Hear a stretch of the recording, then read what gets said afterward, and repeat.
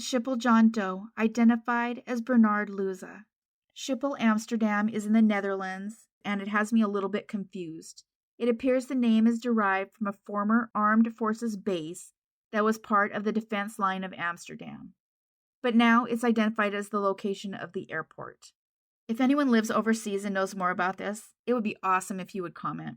Sometimes some of the non-American cases are a little bit harder for me, but they're really interesting. And this is a very interesting case. In 1911, the Kattenberg family was already a known name in the garment industry. They opened the Hollandia Kattenberg Garment Factory in Amsterdam North, and in it they were making waterproof raincoats made of rubber-coated fabric. And this began even before World War II. Hollandia Kattenberg was considered one of the most advanced as well as largest garment factories in all of Europe. The Second World War began in 1939, and by 1940, this particular factory had 740 employees, and quite a few of them were Jewish.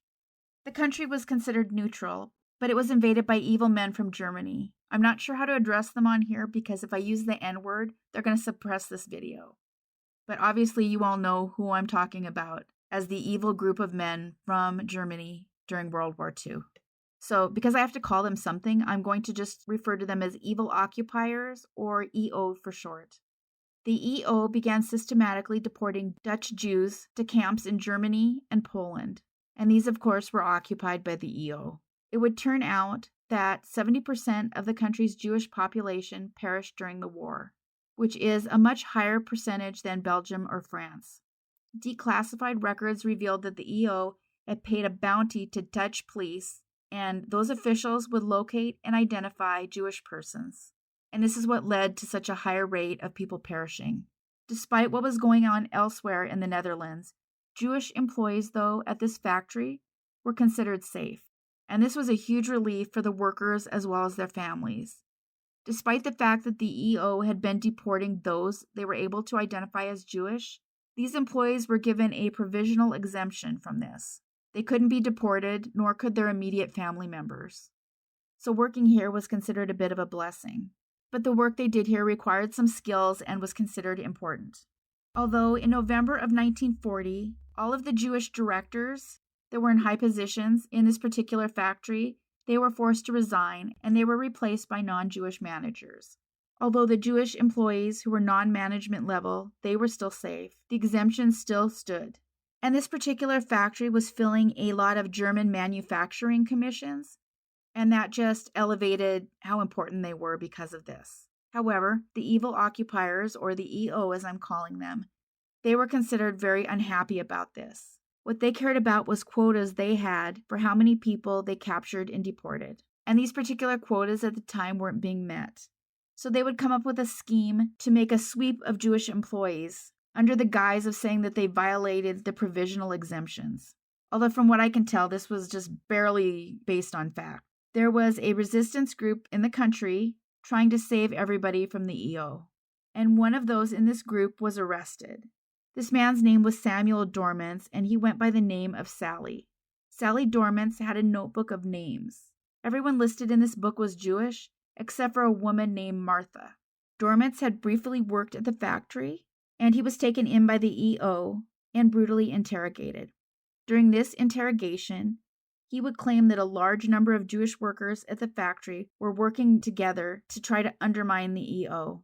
It's not known if he made it all up, and probably some workers were part of the resistance, but it's likely he exaggerated in order to save himself, and it's possible nothing he said was true.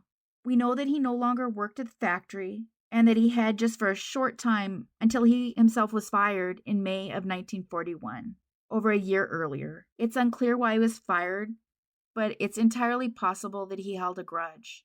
Either way, the EO would take him to the factory on November 11th, 1942. It was at this point the Jewish workers were separated and the non-Jewish workers were sent home. Sally would then start to point out people that he claimed were part of the resistance and were involved in acts of sabotage. At the time, there were 367 Jewish employees, and he would point out 130, which just from my point of view seems incredibly large for someone who didn't work there long, couldn't have known very many people. The people that he identified were then sent to a penitentiary, described as saboteurs. Their families, too, were all swept up, detained, and deported. There were 820 of them in total. And the treatment of the penitentiary that the people who were swept up were in, outside of the families who were obviously deported to the worst place you could be deported during that war. But the treatment in the penitentiary that's described was so brutal that I can't even say it here. So maybe, in the case of Sally, the pain was so bad that this was the only way to make it stop. I don't know. But it seems incredibly unfair. It would be pointed out later that not one employee from the factory had a name that appeared in Sally Dormant's list of resistors. So it's believed that it's highly unlikely any of them actually did the crime that they were accused of. By the end of the war, over 100,000 Dutch persons found themselves deported for the accused crime of simply being Jewish. Not all of these factory workers were deported, however. Our John Doe today was one of those who didn't make it onto a train. He was sentenced to perish by squad on February 15, 1943. He would appeal, but it was rejected, and of course, the process of appeal was likely more of a sham in the first place anyway. Our John Doe was buried alongside 3 other factory workers in a makeshift grave. On June 19, 1945, some excavation work was being done in the area where the 4 men were found. 2 of the people were identified early on as Thaddeus Kramer and Carol Abraham. A 3rd man would be identified in 2013 as Nicholas Vanderhorst. Our John Doe, however, was still not named, but they didn't give up trying.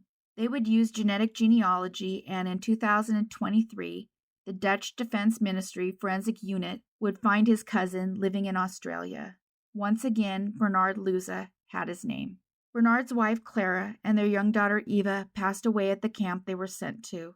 Bernard's father, Solomon, and 5 of Bernard's brothers and sisters met a similar fate at a different camp. One of his siblings, however, survived, and she immigrated to Australia after the war. It was her son who had identified him. Some of the articles named Bernard as a resistance leader, which my own research makes me believe is misleading. This seems to stem from the accusation rather than the proof. Although it does appear he at some point confessed, but it's probably more likely it was a false confession due to the abuse he was being submitted to in order to get him to admit it. Bernard was born 119 years ago, and he was 39 when his life was so unfairly taken in 1943. Bernard Luza went unidentified for 78 years.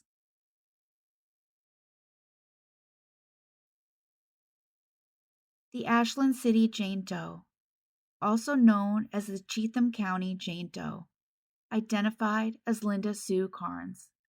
It was on October 21, 1981, in Ashland City, Tennessee, when skeletal remains were found in Cheatham County. This was in the county landfill off of Highway 249 near Ashland. The woman was believed to be mid-teens to 20 years old, though they estimated it a little lower at one point. The examining anthropologist agreed she was younger. Recreations were made as to what she might have looked like, and the Tennessee Bureau of Investigation pushed hard to try to find her identity, eventually imploring the public to look at the recreations and come forward with information. Like a lot of these cases, they submitted to the University of North Texas Center for Human Identification, who then uploads to CODIS. They did so, and also, like a lot of these cases, no CODIS hits ever happened. So, unfortunately, this means back to the DNA drawing board, where they need to get a sample suitable for genetic genealogy. And for this, Othram Labs was enlisted to help. This would eventually lead to potential family members in Tennessee and Florida. Once approached, those family members were able to share that a member of their family was known to be missing for more than 4 decades. Eventually, they were able to confirm that this was, in fact, Linda Sue Karnes, who was born in August of 1964 in Cleveland, Ohio, although for the most part she'd grown up in Cunningham, Tennessee. She was living in Clarksville when she disappeared. Clarksville and Ashland City, where she was found, are just 30 miles or 48 kilometers away from each other. So she was found relatively close by. She was living in a group home and she ran away. There's no indication why she was there. It's possible she got into some sort of legal trouble, but also at an older age, it's hard to place teens in foster homes too. I can't help but feel like the system failed her. She was close by, and the postmortem interval was only 3 to 9 months, and they still didn't match her. Her COD was the result of a shot. Perhaps, had they matched her up, someone in the group home or a social worker might have had information that might have led to the perpetrator. That's the hard part, too. It's not just about their name. They need someone to come forward to try to make whoever did this pay. No one deserves to end up in a landfill. Linda Sue Karnes has gone unidentified for 41 years. Had she lived the life she deserved, she would be 59 years old today. Huge thanks for watching all the way to the end, and a big thanks to all of you who consistently like and comment on the videos. Whether you leave a full comment or an emoji, it makes a huge difference. So if you consistently watch my videos, maybe take a moment to subscribe. It's a huge push toward the videos being suggested to new people. The next goal is 20,000. Thanks everyone for watching. Take care of yourselves and each other.